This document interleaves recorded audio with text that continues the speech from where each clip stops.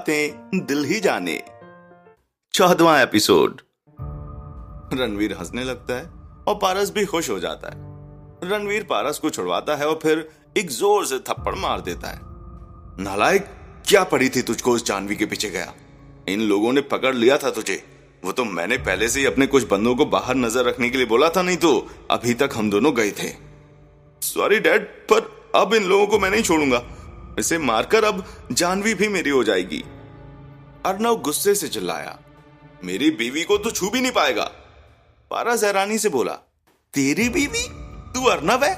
Dad, ये सब हो क्या रहा है? रणवीर सब कुछ बता देता है पारस को। पारस बोलता है, तो तू है अर्नव रायचंद। बढ़िया खेल खेला तूने, पर मेरे डैड इसके पुराने खिलाड़ी हैं। और रही बात तेरी बीवी की, तो उसे अपनी बीवी की तरह ही रखूंगा मैं। मस्त चीज है वो। अर्नव गुस्से से बोलता है, बस कर, चुप हो जा, नहीं तो जान निकाल लूंगा तेरी। पारस अर्नव को थप्पड़ मारता है। राज चीख पड़ता है। पारस बोलता है, अरे वाह, एक को मारा, दर्द दूसरे को। चल ये बता कि सारा सोना कहां रखा है तूने? बोल ना। अर्नव हंसने लगता है पर कुछ नहीं बोलता। पारस उसे बहुत मारता है पर अर्नव कुछ नहीं बोलता।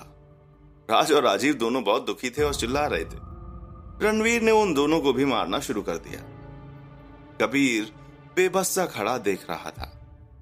रणवीर अर्नव के पास जाकर उसके मुंह से निकलते हुए खून को देखकर बोलता है, अरे रे रे रे, मेरे भतीजे, बोल देना कहां रखा है सोना, नहीं तो तेरे दोस्त तो गए। और वैसे भी पारस के लड़कियों का कंटेनर यहां है, यहां से वो जाने भी वाला है, तो हमें भी वहीं जाना है सही समय पर डील करने के लिए। देख, बोल दे, हमें यहां से दूर मुंबई में उस समुंदर में जाना है अपना काम करने। मैं ही तो ये सब पारस से करवाता हूं, बहुत पैसे हैं इस धंधे में, बता भी दे, सारा सोना लेकर ये काम बंद कर दूंगा। बोलना। पारस बोलता है, डैड, बटिया का मैसेज है कि वो हमारे गोदाम से कंटेनर लेकर निकलने वाला है, मुझे जाना होगा डैड। अर्नव ये सब सुनकर कबीर को देखता है तो कबीर सिर हिलाता है। कबीर जोर से बोलता है, शिव, टाइम टू एक्शन। तभी सबको ईटीएफ की टीम घेर लेती है, सबकी गन ले लेती है। रणवीर और पारस सदमे में सब देख रहे होते हैं। शिव अंदर आता है और कबीर को बोलता है, जाकर उस पाटिया को रोक, यहां पर मैं देख लूंगा। वीरेन को मुंबई में सब कुछ बता दिया है, वो वहां पे उन लोगों को पकड़ लेगा। कबीर वहां से चला जाता है। अर्नव अपने मुंह से खून साफ करते हुए कुर्सी पर बैठ जाता है। राज और राजीव भी बैठ जाते हैं। उन दोनों को तो कम चोट आई थी, पर अर्नव को बहुत चोट आई थी। उसके चेहरे से, सर से खून टपक रहा था। शिव बोला, तू ठीक है ना? थैंक यू यार मदद करने के लिए। हमें तो पता ही नहीं था कि वो लड़कियां कहां हैं। ये कभी नहीं बोलते अपने काम को लेकर।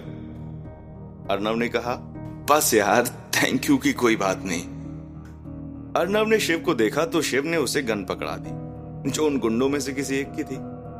अर्नव ने वो गन ली और उठकर पहले राजीव और राज को देखा, फिर पारस के पैरों पर गोली चला दी। उसके एक पैर में गोली लगी तो वो चिल्लाने लगा। रणवीर भी चटपटाने लगा। फिर अर्नव ने उसके दूसरे पैर में गोली मारी। अर्नव ने कहा, मेरी जानवी को हाथ लगाएगा तू? अर्नव ने उसका हाथ तोड़ दिया, फिर उसे सीधा सर पर गोली मार दी और रणवीर जोर जोर से चिल्लाने लगा। अर्नव बोला, पता चला अपनों को खोकर कैसा लगता है? तूने मुझे अनाथ बनाया, पैसों के लिए अपने भाई को मार दिया। अर्नव ने उसके मुंह पर कितने ही थप्पड़ मारे, फिर गुस्से से उसके शरीर को गोलियों से भून दिया। रणवीर वहीं ढेर हो गया। दोनों की लाश वहीं पड़ी थी। अर्नव जोर जोर से चिल्लाने लगा और वहीं घुटनों के बल बैठ गया। मैंने अपना बदला पूरा किया पापा, आपके कातिल को सजा दे दी। पूरी दुनिया उससे नफरत करेगी जब कल उसका सच सबके सामने आएगा। माँ, पापा, आई मिस यू। राज ने आगे बढ़कर उसे गले लगाया तो वो रो पड़ा। शिव ने अपनी टीम को सब साफ करने के लिए कह दिया और सब गुंडों को भी अरेस्ट कर लिया। रणवीर और पारस की डेड बॉडी को उसके गोदाम में ले जाकर जला दिया गया और वहां आग लगा दी। अर्नव वहीं निढाल होकर बैठा रहा और रो रहा था। तभी यश जानवी के साथ वहां आया और अर्नव को ऐसे देखकर दोनों डर गए। जानवी ने आगे बढ़कर अर्नव के कंधे पर हाथ रखा तो उसे देखते ही अर्नव खड़ा हो गया और उसके गले लग गया और सुबकने लगा। यश भी उसकी पीठ सहलाने लगा और शिव ने राज और राजीव को वहां से हॉस्पिटल भेज दिया। अर्नव शांत हो गया और जानवी से अलग हो गया और यश से मिला, फिर शिव के पास आया। तब तक कबीर भी आ गया। अर्नव ने कहा, तुम दोनों को कैसे थैंक्स बोलूं? कबीर ने कहा, मुंह से ब्रो। अर्नव और शिव हंसने लगे। शिव ने कहा, थैंक्स की कोई बात नहीं, हमने एक दूसरे की मदद की है। चलो हम चलते हैं, हमारा काम अब खत्म हुआ। अर्नव शिव और कबीर के गले मिलता है और वहां से चला जाता है। बाकी सब भी अपने अपने घर पहुंच जाते हैं। अर्नव चुप चुप सा था तो यश ने उसे समझाया कि जो किया वो सही था, गलत कुछ भी नहीं है। उन लोगों को मारा, अच्छा किया। यश ने पुलिस की मदद से सब कुछ संभाल लिया था।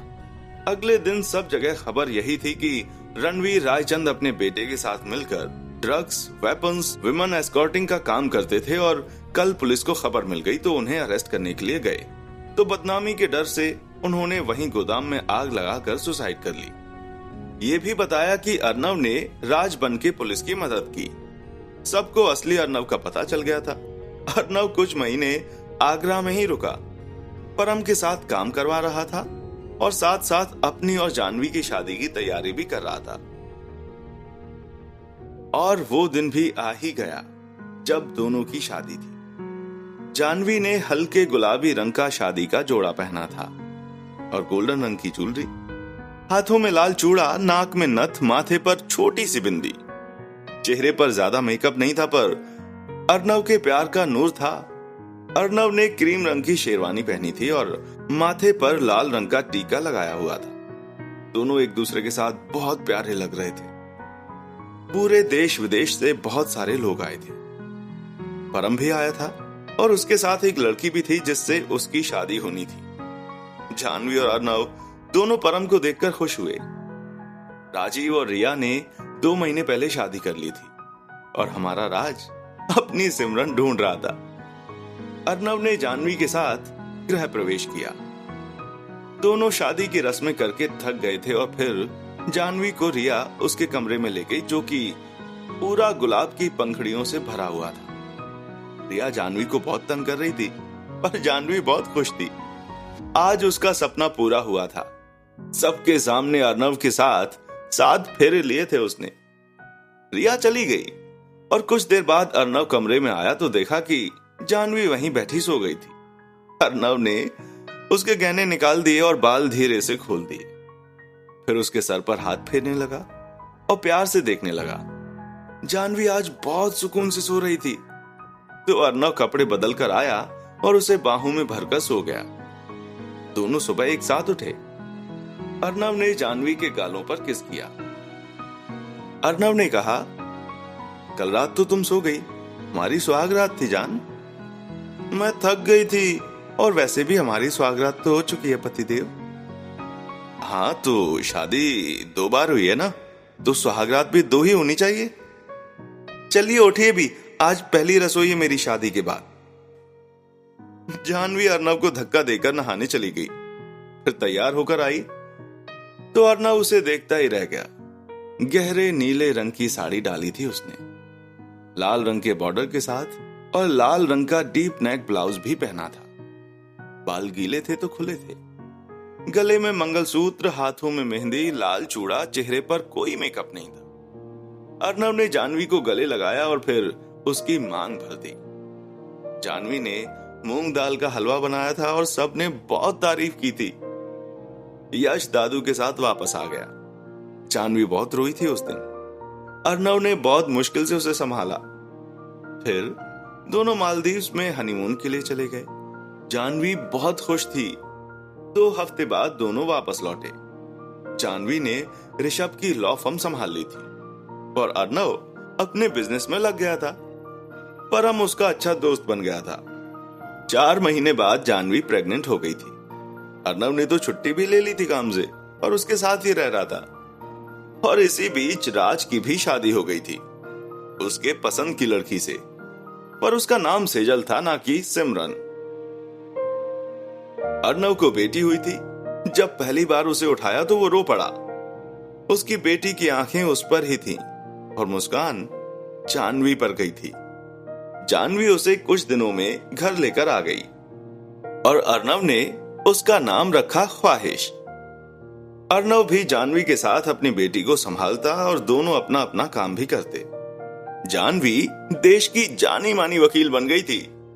उसके आगे कोई टिक ही नहीं पाता था, पर घर में उतनी ही प्यारी बहू, पत्नी और मां थी। अर्नव ने उसे अपने प्यार में रंग दिया था। अब भी दोनों बिना कुछ बोले ही दिल की बातें दिल से ही जान लेते थे।